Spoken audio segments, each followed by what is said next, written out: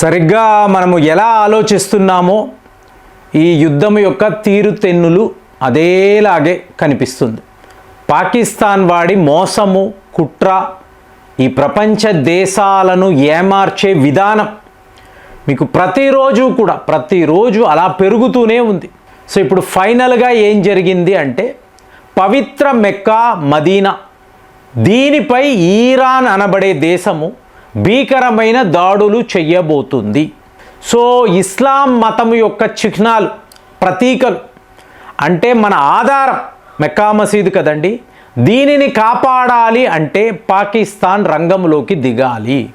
ఈరాన్ని ఆపాలి అంటే మా ప్రాణాలను తెగించి వాళ్ళతో యుద్ధము చేసైనా ఈ ఇస్లాం మతము యొక్క పునాదులను కాపాడతాము. ఇలాగ మీకు వాళ్ళ లైవ్ టీవీలో వీడా అంటే ఇస్లాం మతాన్ని కాపాడతాడు, కానీ అలాంటి ఒక పిక్చర్ని ఇవ్వడము, ఈ మూర్ఖులందరూ కూడా వా అనుకోవడం బాగుందా?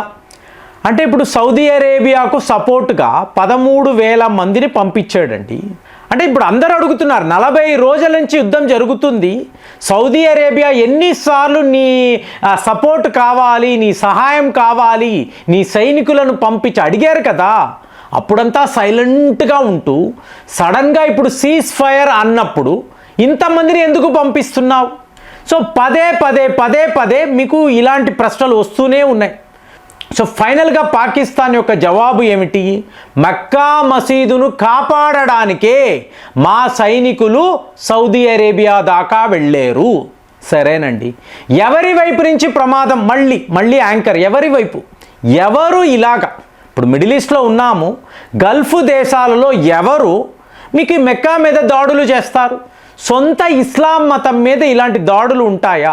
అసలు ఎవరైనా ఊహించగలరా అండి? అలా అన్నప్పుడు చూడండి, ఫస్ట్ ఏమో ఈరాన్ అనే పేరు తీయలేదండి, ఇజ్రాయెల్ అన్నారు. ఇజ్రాయెల్ ఇలాంటి ప్లానింగ్లో ఉంది, వాళ్ళు మన మెక్కా మసీదు మీద దాడులు చేయబోతున్నారు, మదీనా మీద కూడా బాంబింగ్ చేయబోతున్నారు, కాపాడాలి కదా. మీకు ఓటమాన్ సామ్రాజ్యం యొక్క చక్రవర్తులం మేము, పాకిస్తాన్. సో మరి మేము కదా కాపాడాలి, కాబట్టి ఇజ్రాయెల్ను ఆపడానికి సౌదీ అరేబియాకు ఇంతంతమంది సైనికులను అలాగే ఫైటర్ జెట్స్ను పంపించేము అన్నారు. సరే, బాగానే ఉంది. ఇజ్రాయెల్ ఎవరు? అమెరికా యొక్క మిత్రదేశం. సౌదీ అరేబియా ఏమిటి? అమెరికా యొక్క మిత్రదేశం. ఇప్పుడు పనిగట్టుకొని వీళ్ళు మెక్కా మసీదు మీద దాడులు చేసి ఏమి సాధిస్తారు? అసలు ఇజ్రాయెల్కి పని పాట లేదా? వాళ్ళ యుద్ధ విమానాలు, బాంబులు ఇలా వేస్ట్ చేస్తారా? ఈరాన్తో యుద్ధము అంటే ఒక ఎజెండా ఉంది, అసలు మెక్కా మదీనా మీద ఎందుకు చేస్తారు? మళ్ళీ ప్రశ్నలు. అలా కాదు, ఇజ్రాయెల్ అయినా చెయ్యొచ్చు, లేకపోతే ఎవరా? లేకపోతే భారత్లో ఉండే ఆర్ఎస్ఎస్ వాళ్ళు. అవును, ఆర్ఎస్ఎస్ వాళ్ళు యుద్ధ విమానాలు వేసుకొని, బాంబులు వేసుకొని వెళ్ళి మెక్కా మసీదు మీద దాడులు చేస్తారు. అంటే డైరెక్ట్గా మోదీ గారే ఇది చేయిస్తారండి. అందుకే చెప్తున్నాను, పోయిన వీడియో దీన్ని బాగా మీరు మార్క్ చేసుకోండి. జైశంకర్ గారు యుఏఈ వెళ్ళారు అంటే ఇది మీకు పొలిటికల్ ఎర్త్క్వేక్ అని ఎందుకు అన్నానంటే, పాకిస్తాన్ వాడి నాటకాలు చరమగీతం, వాడి నాటకాలకు చరమగీతము ప్రపంచము పాడబోతుంది. ఎందుకు అంటే అడ్డదిడ్డమైన ఆలోచనలు, అడ్డదిడ్డమైన మాటలు. సౌదీ అరేబియాకు ఎందుకురా సైన్యాన్ని పంపించేవు అంటే, ఒకసారేమో ఇజ్రాయెల్ అంటావు, ఇంకొకసారేమో ఆర్ఎస్ఎస్ అంటావు, ఫైనల్గా భారత్ ఎప్పుడు చేసింది? భారత్ ఎప్పుడైనా మీకు ఒక పవిత్ర స్థలం మీద ఇలాంటి దాడులు చేశారా? పాకిస్తాన్ మీద కూడా ఈ స్థాయిలో అటాక్స్ ఉన్నాయి కదా, బ్రహ్మోస్ కూడా వాడారు కదా.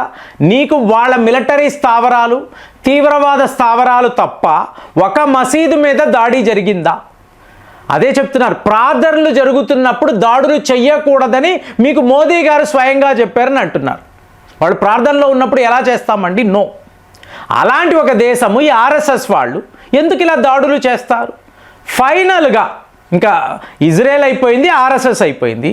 అలా కాదండి, నిజము ఏమిటి అంటే ఈ ఈరాన్ అనబడే దేశం ఉంది చూసారా, వాళ్ళే మెక్కా మదీనా పైన దాడులు చెయ్యబోతున్నారు. కాబట్టి వాళ్లను ఆపడానికి మేము సౌదీ అరేబియాకు సైన్యాన్ని పంపించాము. సో ఇప్పుడు అర్థం ఏంటో చెప్పమంటారా? దీన్నంతా మీరు గమనించారు అనుకోండి, సౌదీ అరేబియాలో నివసించే వాళ్ళందరూ కూడా సున్నీ ముస్లిమ్స్ అండి. షియా ముస్లిం శాతం చాలా తక్కువ. పాకిస్తాన్ బిగినింగ్ నుంచే, ఈ పార్టీషన్ జరిగిన దగ్గర నుంచి షియా ముస్లిమ్స్ని ఎన్ని రకాలుగా జీనోసైడ్ చేశారంటే, ఈ సున్నీ ముస్లిమ్స్ అసలైన వాళ్ళు, షియా ముస్లిమ్స్ అసలు ముస్లిమ్సే కారు అని చెప్పి బిగినింగ్ నుంచి. కానీ మహమ్మద్ అలీ జిన్నా ఒక షియా ముస్లిం, వాళ్ళ ఫౌండర్ ఏమో షియా ముస్లిము, వీళ్ళందరూ సున్నీ ముస్లిమ్స్ గురించి మాట్లాడుతున్నారు. సో ఇప్పుడు ఏమైంది, ఈరాన్ అన్నప్పుడు షియా దేశం అండి. టోటల్గా షియా వాళ్ళు ఆల్మోస్ట్ 95% షియా ముస్లిమ్సే ఉంటారు. కాబట్టి వాళ్ళను టోటల్గా డెస్ట్రాయ్ చేయడానికి ఇప్పుడు వీళ్ళందరూ కలిసిపోయారు. ఇది వీళ్ళ నేరేషన్. అంటే ఒక జాతి, మీకు డొనాల్డ్ ట్రంప్ ఏమన్నాడు, ఒక సివిలైజేషనే నాశనము కాబోతుంది. ఇదే మాట ఇవాళ పాకిస్తాన్ కూడా మాట్లాడుతుంది. మీకు అర్థమయ్యే ఉంటుంది. వాళ్ళ తెగలు, వాళ్ళ జాతిలోనే ఇలాంటి మీకు ఇలా డివిజన్స్ క్రియేట్ చేసి సున్నీ ముస్లిమ్స్ కోసము మేము ఈరాన్ మీద యుద్ధము చేయడానికి కూడా సిద్ధమే. మరి నీ ముస్లిం బ్రదర్హుడ్ ఏమైంది? ఇస్లామిక్ నాటో ఏమైంది? ఆర్గనైజేషన్ ఆఫ్ ఇస్లామిక్ కోఆపరేషన్ ఏమైంది? అంటే అలా కాదు, ఈరాన్ ఈ ప్రపంచానికే ప్రమాదము, మక్కా మసీదు మీద దాడులు చేయబోతున్నారు, మనమందరము కలిసి వాళ్లను ఆపాలి. మీరు చూడండి వాడి ఆలోచనలు, వాడి తెలివితేటలు. ఈరాన్ని టార్గెట్ చేయాలండి. రేపు ఈరాన్ మీద యుద్ధము అంటే చేసే తీరాలి. పాకిస్తానే లేకపోయినా అమెరికా వాడు చెప్తున్నాడు కదా, యజమాని ఏం చెప్తున్నాడు, వాడిని చూసి అరవర అంటే కుక్క అరుస్తుంది. సో అలా పాకిస్తాన్ అనబడే కుక్క ఇవాళ ఈరాన్పై అరుస్తుంది. వేరే మార్గమే లేదు. ఇంకా మ్యాక్సిమం సినారియో ఇప్పుడు మొత్తం పోయింది. ఏం చేయాలంటే మీకు అసీం మునీర్ ఒక దేశానికి పారిపోతాడు, షాబాజ్ షరీఫ్ వాళ్ళ అన్నయ్య ఉండే లండన్కి పారిపోతాడు. అంతే, దేశాన్ని వదిలేస్తారు.